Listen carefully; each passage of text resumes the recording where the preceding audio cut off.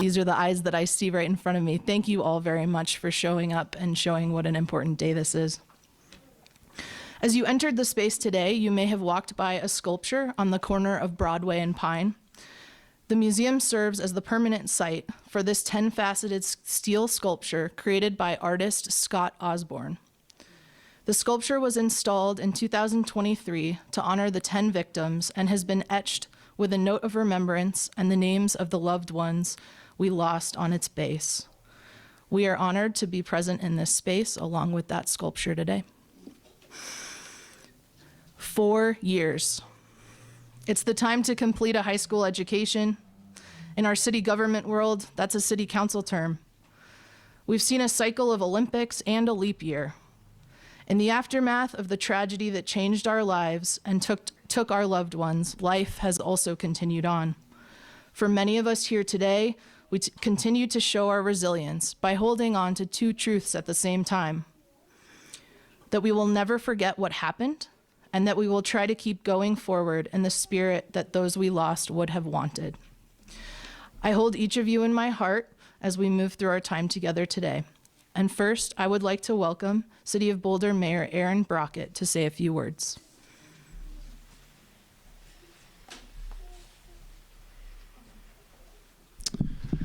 Good afternoon, everyone.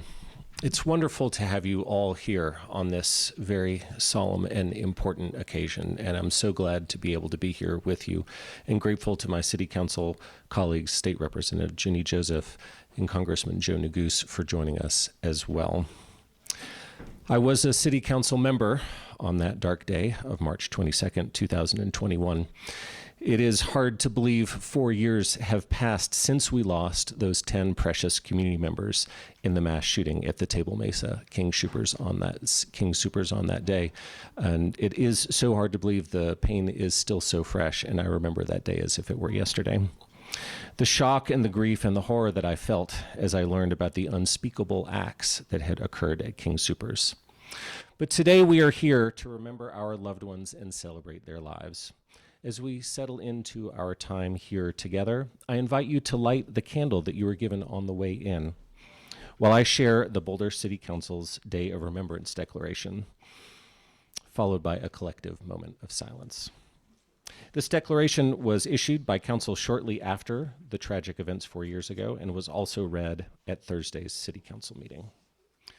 So I'm going to share with you now our declaration of the Boulder Day of Remembrance. March 22nd, 2021 is a date that will be forever seared in the collective memory of our community. On that Monday afternoon, a grievous atrocity was committed that will mark each of us for the rest of our lives. But none more so than the families and the friends of the 10 people taken from us suddenly and violently. People going about their daily lives, doing their jobs, feeding their families, protecting one another. Our entire community joins those families and friends in saying the names of our neighbors taken from us before their time.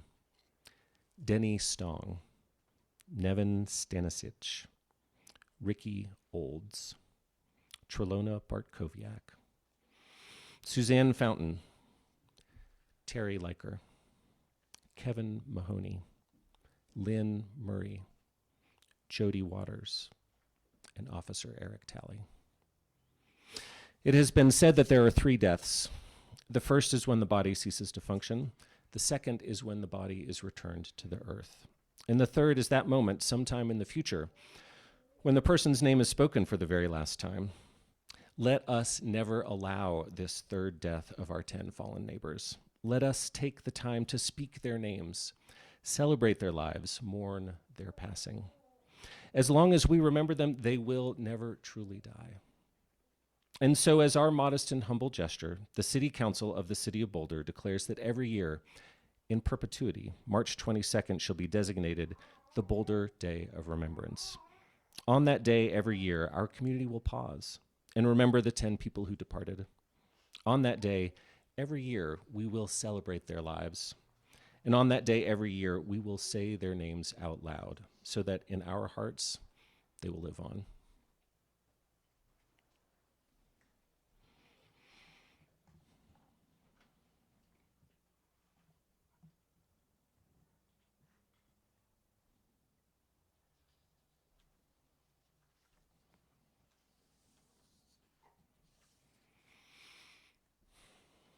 4 years later, these words still resonate with me.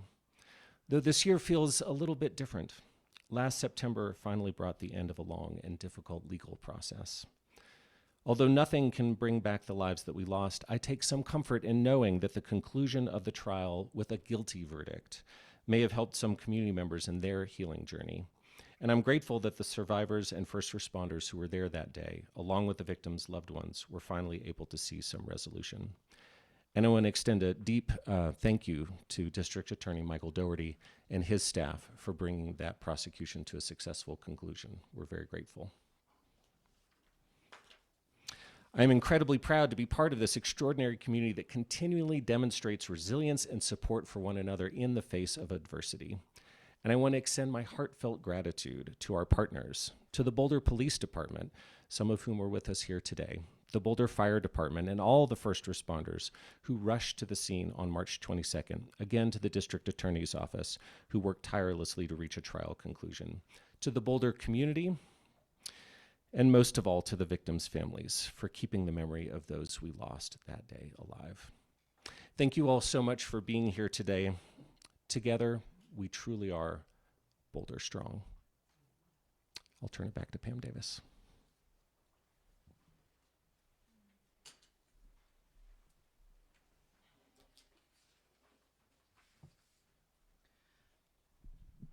Thank you very much for those words, Mayor Brockett. Next, I would like to introduce District Attorney Michael Doherty. Michael is a fixture in our Boulder community and has offered, as you just heard, tremendous strength and support in the aftermath of March 22nd, 2021 and the years that have followed.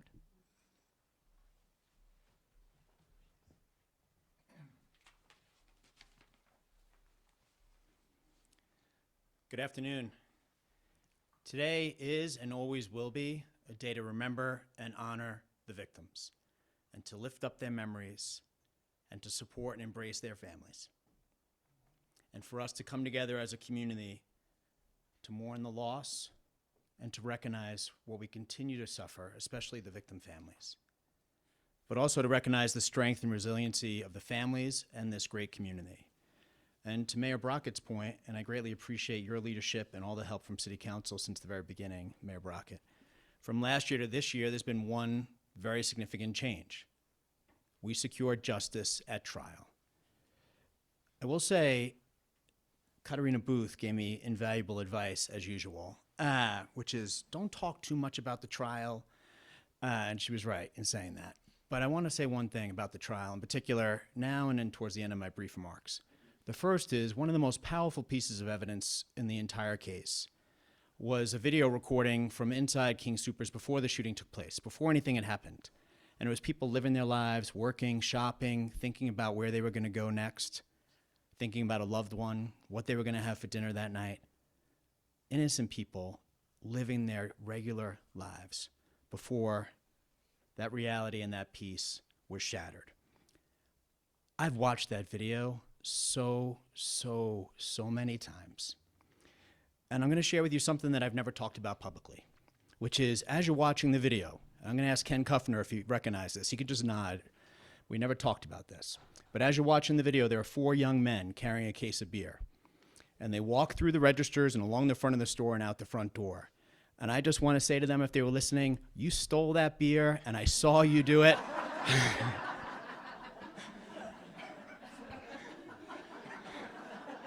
I see you. Every time I'd watch that video, I would think to myself, cue the 4 guys with the beer, and I'd shake my head, smile, get slightly annoyed because I am the district attorney, but also recognize that they were getting away with a case of beer, but also their lives. And what happened next shattered and destroyed so many people, including many of you here. And that's why the murderer is now serving 10 consecutive life sentences and 1,334 years for what he did to your loved ones and for this community. And he deserved it because he committed an incredibly devastating, intentional, horrific, and evil act upon people he had never met before, who had done nothing wrong, and by all accounts were 10 beautiful souls. But for him, they'd be alive today. I know from talking to the families that they're alive in your hearts and alive in your minds every day. But he took them from this earth, and he should be held responsible. And he has been. But today we come together to honor those victims and to lift them up. On every March 22nd, every year, we will do exactly that. And I appreciate very much the Museum of Boulder and the city and all the organizers who came together to make this event possible. And we will do this every single year to honor those victims. To honor Nevin, Kevin, Trelana, Ricky, Denny, Lynn, Jody, Terry, Suzanne, and Officer Eric Talley, all 10 of the victims. So I don't want to spend my time with you here talking about the shooter or the evidence in the case, because quite frankly, because of the criminal justice system and the state hospital, you put up with that for far too long. I'm going to talk not about the difficult parts of the trial, but one thing that really struck me about the trial that I want to share with you and emphasize today is this, which is when a horrific and evil act is committed, we should always look at the response that comes. Because it's not the evil act of one person that defines us as a community and a society, but it's the response of that community in the face of terror and tragedy. That's how I view it.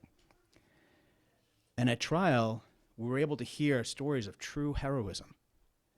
So Logan Smith, Christopher Tatum, Julie Keaton, all people who had never been trained to endure something like this, but all who responded with incredible courage and strength in the moment to save the lives of others. There were people throughout the store who are alive today because of the acts of the heroes from within the store. And of course, then the heroes who came to the store in response to the calls for help. To the first responders, police and fire, thank you. Officer Eric Talley made the ultimate sacrifice. And in charging into King Soopers, he saved so many. But he left behind 7 kids who no longer have a father. He did that because he was serving this community so bravely. And I'll just tell you quickly, I can't thank everybody who worked on this case enough. So Officer Richard Stidell and all the officers who responded, Boulder Strong Resource Center and the city, the community members that came together, all the victim advocates who were amazing, and all the community support. I'll share with you, right before the trial, I was having lunch with an old friend of mine, and she's a federal prosecutor. And she was asking me, how many people do you have on the trial team? I said, we have 4. And she said, okay, so 4 attorneys, and then how many investigators and paralegals? I said, no, we actually just have 4. It's me and Ken Kuffner and an investigator and a paralegal, but we actually have an army, is what I told her. That's what it feels like, because of the victim advocates on the case and the community members, the city. It really felt like we had a tremendous response all throughout and including the trial. And with trial, usually as prosecutors, it feels like you're a small crew going to fight for justice. That's what it normally feels like, even in the most horrific cases. In this case, it never felt that way. It always felt like it was all of us together as a community. All of us. Not just the DA's office, not just law enforcement, all of us. And in this case, you could feel the entire community responding and fighting for justice and coming together all the way up to and including today and in the years ahead. I also want to recognize a group that hasn't really been heard from or recognized before, which are the jurors on that case. And if the jurors were in this room, what I would say to them is we all owe you a debt of gratitude. It chokes me up a little when I say the jurors because they were people who got a jury summons in the mail.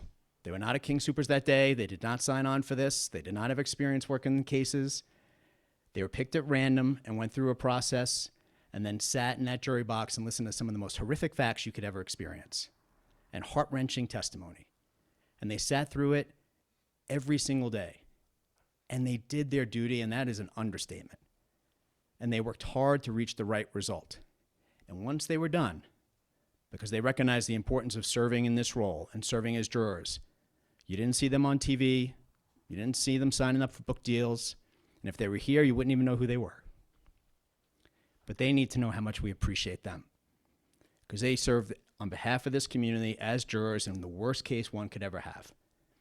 And I'm eternally grateful to them for their service and the determination to reach the right result in holding the defendant responsible and finding him guilty on all 55 counts. What was truly amazing about the trial was the feeling of togetherness amongst all of you. So we had the DA training room, and it's a large room in the Justice Center. And before trial every day, during lunch, and then after court, all the victim families and their loved ones would gather along with victim advocates and members of our office. Every day I walked in there, I was struck by the power of the love and support and friendship that you have formed over the years. I know that has helped you, but believe me, it inspired us to keep fighting for the right result. So when I have memories of the case and of the trial, those are the memories that I hold most dear. That is what's most special, because that is our response as a community. That is who we are. That is what we do in the face of terror and tragedy. We come together, and we'll continue to do that. This journey was too long in getting to justice. But as a result, I've gotten to know some of the families better than families in any other kinds of cases. And they are truly special people who supported one another throughout this process. But it was also our community. So the very first day of the trial, I'm walking back from the courtroom during the lunch break, and I walk into the DA training room, and there's 60 or 70 people there. And there's also a huge buffet set up. And I look at Shannon, who works in the office, and I'm like, what's with all the food? Because if you don't work in public service, just believe me when I say we don't usually see food associated with what we're doing. And she's like, it's donated by a restaurant in the community, and I think we have food for every day of this trial. Which really struck me that after all this time, the community was still coming together to support the victims and to make sure they were being supported all throughout the trial. It really symbolizes what I think is most important. But that's only true because of your love for your family members who you lost, because of your strength and your resiliency. So I'm reminded of last year, Olivia spoke, bless you. Olivia spoke, and the strength and resiliency and courage you have, along with others, is just so inspiring. And it lifts all of us up. And it's about her talking about living her life to honor her mom and recognizing life as a gift and every day being intentional in how she lives her life. It's walking into a meeting I walked into last week about reducing gun violence and efforts that we are committed to fighting for and supporting, because we should never have to gather like this as a community. We must continue to do, and I promise you, I will continue to do everything I can to reduce gun violence in this country. So I walk into a meeting last week, and there's Ellen and Erica sitting in the front row of the meeting because they've turned their pain into purpose, and they're in that fight. So however that you're choosing to honor your loved ones, just know that that's a special part of this journey, and I am in awe of each and every one of you and incredibly honored to work alongside you. Our entire team was honored to fight for justice with you and on your behalf and on behalf of your loved ones. And today, we honor all the victims and support and embrace all of their families. We lost 10 beautiful souls that day. They will never be forgotten. And I will always remember the strength and support of this community and everyone in this room. Thank you.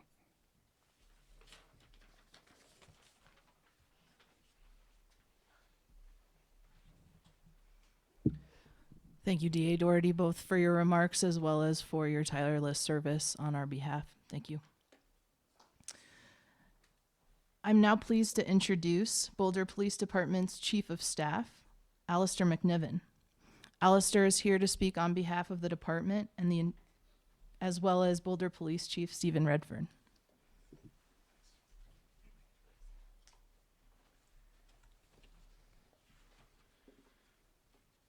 Good afternoon, everyone.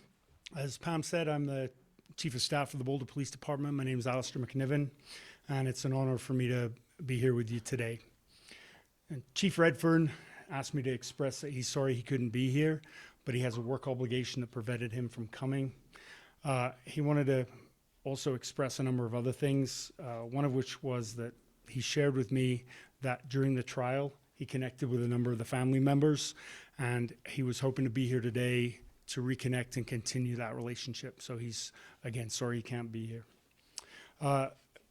And in his absence, though, he'd asked that I share that he wishes to continue his support and appreciation for this community and for all of you. So as I was preparing to come here today and deliver a speech, I was struck by how significant this past year has been. 4 years have passed since the tragedy, and then this last year has been mentioned. Justice was served in the legal system. And the completion of the trial marked the beginning of a new phase of healing and processing. And I've heard that for some, this has been a relief and has opened space to celebrate their loved ones again. And some have expressed that the trial provided community and support around this event in a way they've never had before. And some have expressed a deepening of their pain.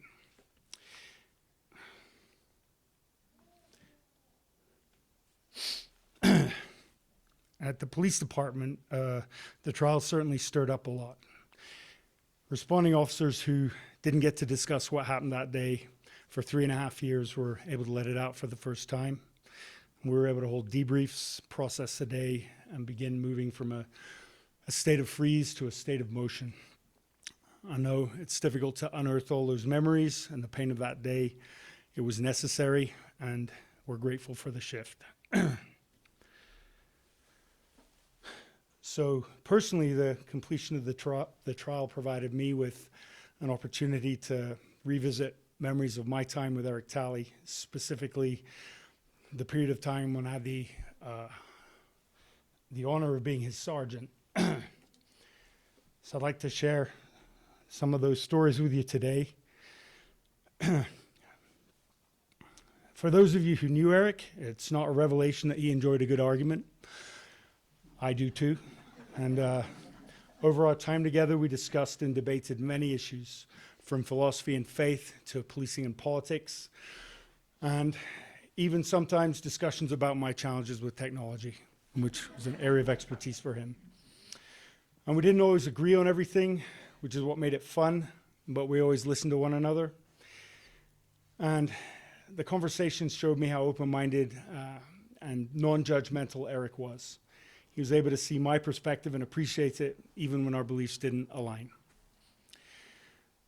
And also in preparing for today, I got the chance to look back over some notes that I made when I wrote Eric's annual performance evaluations. And I was reminded that I never had an issue coming up with things to write about him. And the problem was editing it down because there was always too much. So I'll just mention one of the calls that I summarized, which I think really exemplified his service. One day he responded to the crisis center for an adolescent who needed to go to the hospital on a mental health hold. And this teenager was scared and upset and was clearly going to physically resist. And Eric stood next to the clinician who'd asked for help, made eye contact with this young person, and proclaimed, "You're going to the hospital, I'm going with you." And somehow within minutes, he had that teenager laughing on the gurney and off to the hospital. And then once they got there, Eric walked that teenager through every step without any issue. He knew what people needed, and he cared, and he got on their level, and he never gave up on them. And I remembered that he became a go-to responder for some of the more challenging mental health crisis calls, both at the police department and at the crisis center for walk-ins. And he never hesitated. He never complained about the difficulty of the calls, and he treated people with the dignity and respect that they deserved. Eric wasn't just a hero, he was an interesting and unique human, and we miss him. And his radio number, 295, and his name are scattered all over our department in wall hangings, on t-shirts, on bracelets, and on water bottles, and in pictures. And we won't forget him. And now we're lucky enough and honored to have his legacy continuing at the PD. After the trial concluded, one of Eric's daughters applied for and was hired at our dispatch center. And the police department family now feels a little more whole with her as part of the team. So, on reflecting on this last year, I have to acknowledge and thank the DA's office, Michael Doherty and Ken Kuffner, and their entire team, which also includes Boulder PD Detective Sarah Cantu, a phenomenal investigator who's continued her incredible work at the DA's office. You all did an incredible job. And I just can't say thanks enough. The outcome of the trial and the healing that's come from it is evidence of that. And thanks to Lindsay Bradvika, Bravdika, excuse me, who led the DA Victim Advocates, and to all the amazing victim advocates for the DA's office and from the police department, who collaboratively showed up to support the victims and to support all the rest of the teams that supported the victims too. And a special thanks also to Katarina Booth, who returned to the Justice Center to support every victim of this incident after she retired from the DA's office. And her commitment and care were unwavering and will be remembered as part of what set our response apart from others. Thank you too for the support from our city staff, from doing everything from providing rec center passes to victims' families during the trial, to your commitment to keeping the city safe and being there to always remember the humans whose lives were taken that day. Nevin, Kevin, Trelawnna, Ricky, Denny, Lynn, Terry, Jody, Suzanne, and Eric. We remember you and we'll not forget you. Thank you.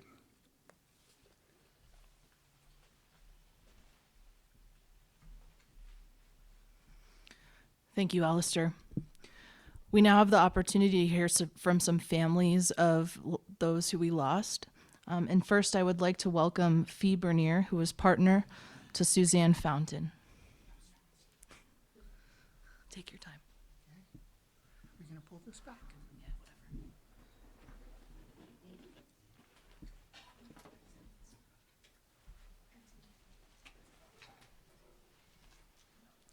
Hi, guys. So I'm the last one to perform here. All the other people have, I don't know, they're not here anymore. That's my girl. We're all beautiful people, but she's an 11.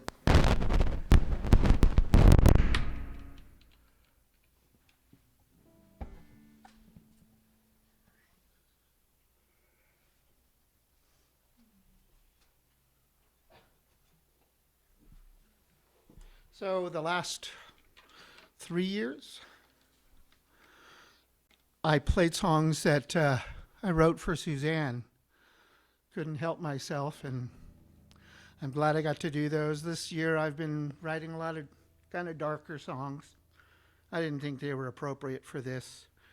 So I'm going to do a song by, I don't know who knows who Stephen Sondheim is, but if you don't, he's maybe the greatest writer for musicals, and I'll fight anybody who says otherwise. I'm sorry that I haven't gotten to meet, hang out with the families, I guess because I'm by myself. So when I came in here today, I recognized 3 or 4 faces. But my name's Fee, and if anybody wants to say hi to me, please do.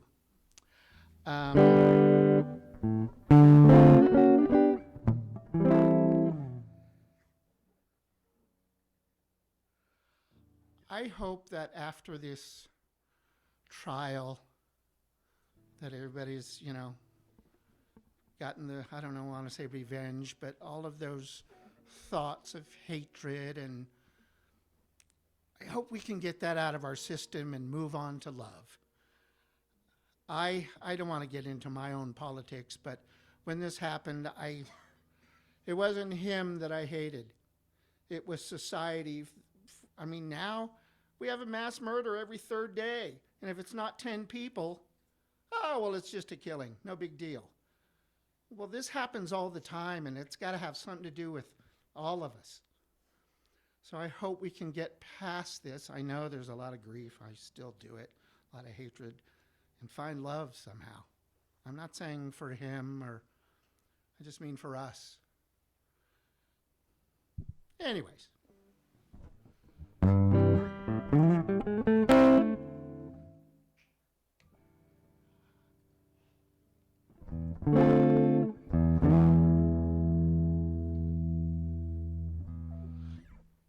If you were here last year, you know why I wear shorts. So Suzanne will recognize me.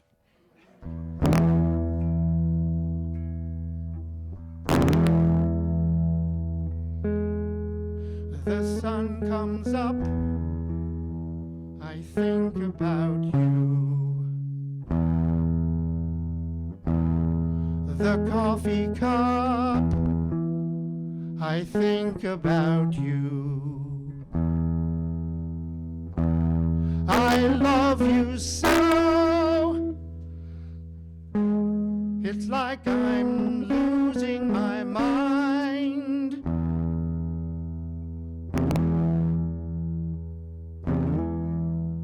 The morning ends, I think about you.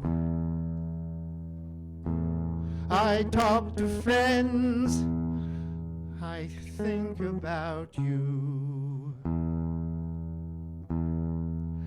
I love you so, it's like I'm losing my mind. All afternoon doing every little chore, the thought of you stays bright. Sometimes I stand in the middle of the floor, not going left, not going right.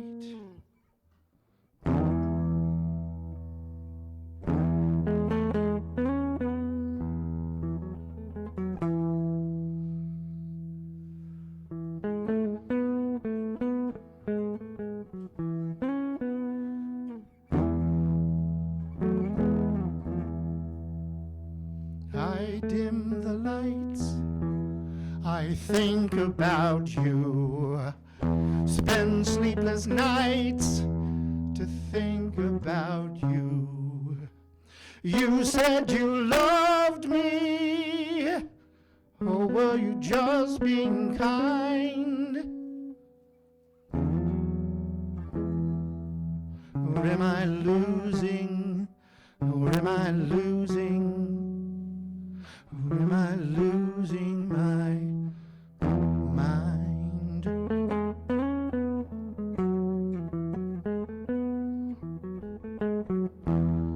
I dim the lights, I think about you. Spend sleepless nights, I think about you.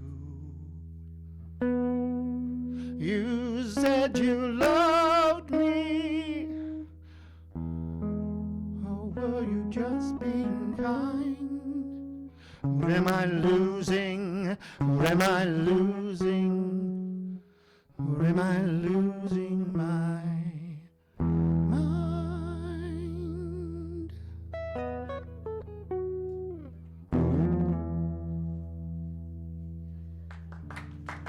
Thank you. Thank you.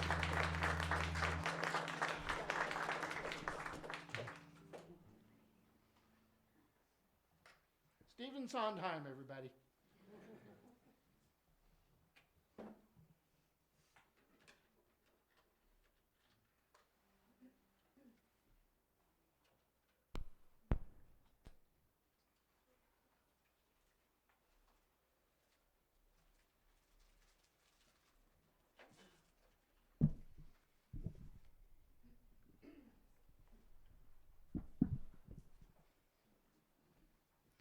Fee, thank you. That was beautiful.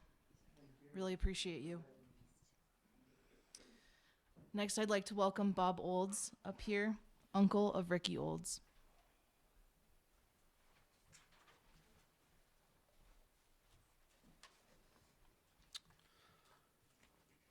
I'd just like to start by thanking Mr. Dory and his team. Because of that, my words today aren't going to have the anger. They're not going to have the hatred. Because of his team that fought so hard to bring justice to this situation, I can now take a breath. I can now smile. I can now laugh because that fight is over, and they helped me with that fight. And I owe them nothing but gratitude and my heart for that, because that was my last fight for Ricky. So good afternoon, everyone. I'm here to honor and remember Ricky Olds. She was a daughter, a friend, a leader, and a bright light in the lives of so many. It has been 4 years since we lost her in the tragedy that took place at King Soopers on that dreadful day of March 22nd, 2021. 4 years since our world became a little darker, but also 4 years in which her spirit has continued to shine through each of us. Stop making me try to cry, Katerina. Ricky's story is one of perseverance, of strength, and unwavering determination. She did not have an easy path in life. She faced challenges no child should have to endure, experiencing hardship and mental abuse in her home life. Yet, she never allowed those circumstances to define her. She rose above them. She carved out her own path, refusing to let her past dictate her future. Ricky was a fighter, not in the sense of aggression, but in the way she approached life. She worked hard. She smiled through adversity. And she proved to everyone around her that she was capable of great things. At King Soopers, she was more than an employee. She was a leader in the making, a rising star whose dedication and warmth made a lasting impact. Her colleagues admired her. Her friends cherished her, and her family took pride in the woman she was becoming. But Ricky was more than her work. She was a force of energy, a presence you couldn't ignore. She had a laugh that could fill a room and a heart big enough to make everyone feel like they belonged. She knew what it meant to struggle, and because of that, she made sure others felt seen, valued, and loved. Though we grieve her loss, we must also celebrate her life. We must honor her resilience, her kindness, and the joy she brought into the world. Ricky's story does not end with this tragedy. It continues in the love we share, in the support we give to others, and in the mission of Ricky's Foundation to help children facing adversity just as she once did. Her life reminds us that even in the face of hardship, we can choose to shine. And that's what Ricky did. She shined. Today, let's carry that light forward. Let's be kinder. Let's be stronger. Let's fight for a world where no one feels alone, where every child has a chance to rise, just like Ricky did. We miss you, Ricky. We love you, and we will never forget you. Thank you.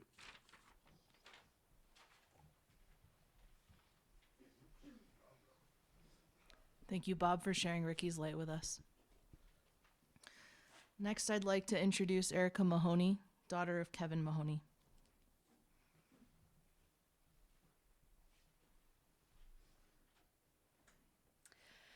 Good afternoon, everyone. I just want to say I loved what everyone has said, and Bob, that was amazing. I always think before these I'm not going to cry, and then I realize I probably will, so. Okay. Okay. So I'm Erica Mahoney. I'm Kevin Mahoney's daughter, and today I want to speak about healing. After what happened, I lived in a state of denial and darkness for a very long time. I felt detached and lost, and I could hardly even remember what day it was. So for years, I was stuck in the year 2020. Every time I had to write down the date on forms and paperwork, I would accidentally write 2020 because time stopped for me that year, because that was before the tragedy. I struggled in the after. I gave birth 3 months later, and eventually began to work on myself and face the pain, but it was not easy. For the first time this year, I've been able to remember what year it is, and so I purposely write 2025. I'm more grounded than ever. The trial was a huge part of moving forward. So today, Mainly, I want to say thank you to my amazing community of Boulder, Colorado, to all the people who worked so hard on the case. Thank you so much. To all the officers and the first responders, to all the people in the store, the victim witness specialists and victim advocates, and everyone else who showed up for us. Thank you to my amazing mom and family. Thank you to the entire community. Most importantly, I want to say thank you to the 9 other families who have walked this journey beside me and together. I'm in constant awe of you. I've learned from you, and I'm so grateful for you. I love how different we each all are, and yet we support one another and we love one another. That's the good to come out of this, and I will always keep looking for the good in the world. You've restored my faith in humanity. It's a complex and scary world, but you all give me hope. Finally, cheers to our loved ones. They made beautiful impacts on the world, and nothing can erase that. Thank you.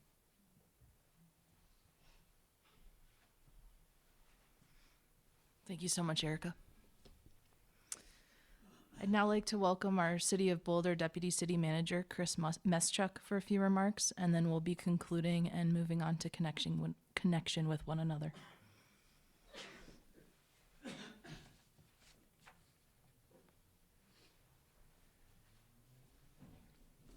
Thanks, Pam, and good afternoon, everyone. My name is Chris Meschuk. I serve as the Deputy City Manager for the City of Boulder and was also serving as the interim city manager in March of 2021. And I'm here on behalf of our city manager, your city manager, Nuria Rivera Vandermeide, who unfortunately had a bit of a family emergency this morning and was not able to make it, but sends her heartfelt regards and is very much sad that she is not here at this moment. But I wanted to share her closing remarks, and many of which very much resonate with me as well, which is to stand here first and to tell you that your city will never forget your friends and your family. The memory of that day sits with all of us, and we continue to grieve those who have been taken far too soon and offer support to those that are left behind. Through last year's trial and verdict, it may have brought closure for some. It can never bring back our loved ones, and it can never erase the impact of March 22nd, 2021 had on our community. And hearing the stories of everyone today, it brought actually great hope to my heart. And I, like maybe many of you, have a bit of a ritual of remembrance that is unique to this day and only this day in my life. And to that end, the city continues its now steadfast commitment to remembrance and our work now on a permanent memorial as a place to honor and celebrate the lives that we lost. We're in the process of having those conversations directly with those impacted and many of you in this room, and then developing opportunities for our broader community to share as well as we close in on identifying a recommended memorial location. And as we close our time here together today, I'd like to thank our Day of Remembrance planning team, those who made this effort and this gathering possible, including our host here, the Museum of Boulder, the Boulder County District Attorney's Office, our City of Boulder staff, and Clinica Family Health and Wellness. And Clinica has done such impactful work in our community, and I encourage anyone to connect with them here today.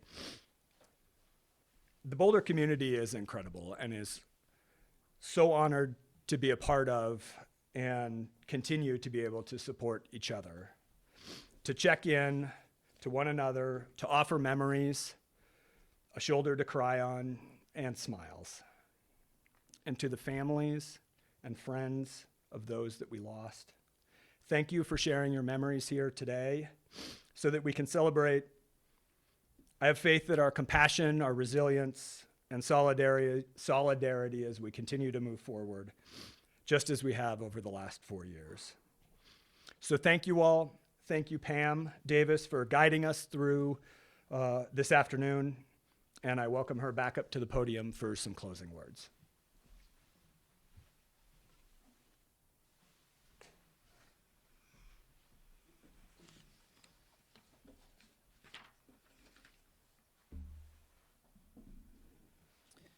I hope by now you're all feeling the gratitude, but again, I thank you for being here with us today. I also want to mention two other special individuals before we wrap up here. First, her name has now been echoed a few times in this room, but Katarina, many of you clearly know her through her tireless efforts to support all of those directly impacted. She saw the trial through to completion, even through her own retirement. She's been a beacon of strength and hope in the wake of the tragedy, and we wish her well, maybe on a full retirement, and this next step in your journey. I also want to extend gratitude to Susan Townley. I'm not sure if she's here with us today. Susan also recently retired as the leader of the Boulder Police Department's Victim Services team, and her steadfast support has been a model of leading with heart for many of us in public service.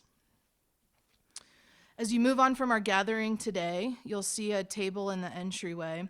We'd like to invite you to take a journal with you. This journal, we invite you to collect your thoughts of remembrance and then to draw from it when you need a moment of light. You'll notice it simply represents the 10 hearts of the 10 lives that we treasure here in this community. I'd like to end with a poem. I originally wrote the words, "The public square is a grocery store," immediately after the shooting to begin to process my own feelings that day.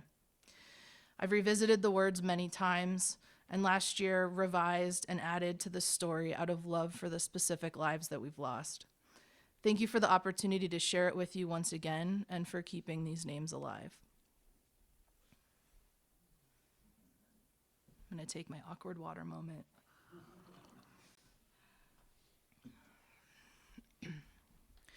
The public square is a grocery store. That's a hard thing to admit as a public servant who wishes it were City Hall. But I'll insist till I'm through that government matters too, but the grocery store matters more. It's open daily for all, morning to midnight hours. Wave to your neighbors, pick out a little treat, and remember, you're out of flour. Pay for your things when the cash register rings and smile as you walk out the door. Came in for a carton of milk, left with a little more. In 2021, our public square was a grocery store. For months, all who loved it exclaimed, "It's essential." Open in a pandemic, it was that consequential. Until March 22nd, a chilly Monday, we all mourned outside the square when it was stolen away. 10 good people died, and no one knows why. And a man was marched out the door, no shirt, no shoes, just funeral services.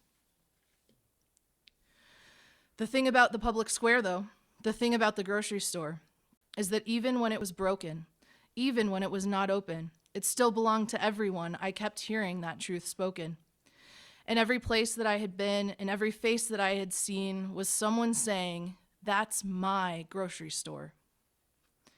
And because it belonged to all of us, from the big to the small of us, no one could take it all from us.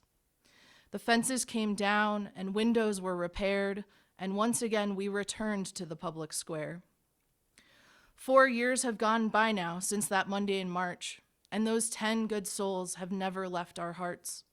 Our beloved public square is open again, but we never stop missing our friends. Trelona, Suzanne, Denny, Carrie, Kevin, Denny, Terry, Kevin, Lynn, Ricky, Eric, Jody, and Nevin. They were all so unique and so special to us, each a one-of-a-kind, irreplaceable loss. We take care of our families, we work and we pray, we shop for our groceries, and we wait for the day. We might make sense of the senseless or find justice for all, or shrink this big, scary world into a home safe and small. No matter how long, we will always remember how beautiful it was when we all were together. We'll cry and we'll smile and we'll yell in the air that no one can take away our public square. And with that, I bring our gathering officially to a close, but we welcome you to stay and please enjoy the refreshments and the connection with one another. Thank you so much.